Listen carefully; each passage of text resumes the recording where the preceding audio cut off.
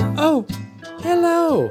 I'm Ron Charles, the man who puts the U back in book reviewing. So much has changed in this crazy business over the years. Why, back in the olden days, summer used to be a barren wasteland where publishers just dumped the books they didn't think would ever grow. Pa, it's no use reviewing all these novels. They're dead. They're dead. If the fall publishing season don't come soon, Ma, we're gonna starve.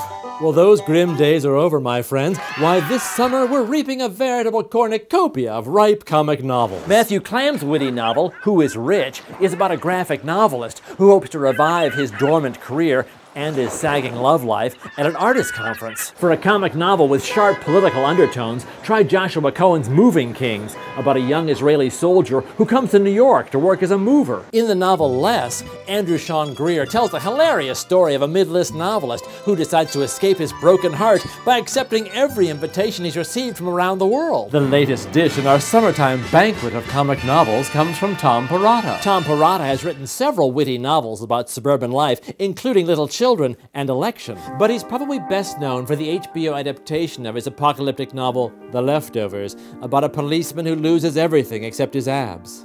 His new novel, Mrs. Fletcher, is about a different kind of leftover. Eve Fletcher's husband left her years ago, and now her only son, a happy-go-lucky jock named Brandon, is headed off to college. Half the novel follows Brendan to school, where he plans to get drunk, get laid, and get a degree. The antics of horny college students have provided some pretty raucous material for outrageous novels over the years. But this isn't one of them. Brendan's erotic plans are pretty quickly stifled by a young feminist on campus. You know how they can be. Meanwhile, back home, Mrs. Fletcher signs up for a continuing education course taught by a transgender professor about the problematic construction of gender. Before she knows it, Mrs. Fletcher realizes she's addicted to online porn, and she's thinking about having a lesbian relationship with a colleague and having a menage a trois with one of her son's old high school classmates. I know all this sounds pretty randy, but Perrotta is a master of suburban titillation. Despite its erotic promise and transgressive themes, Mrs. Fletcher feels soft, white, and wholesome. By the end of this inventory of sexual experience,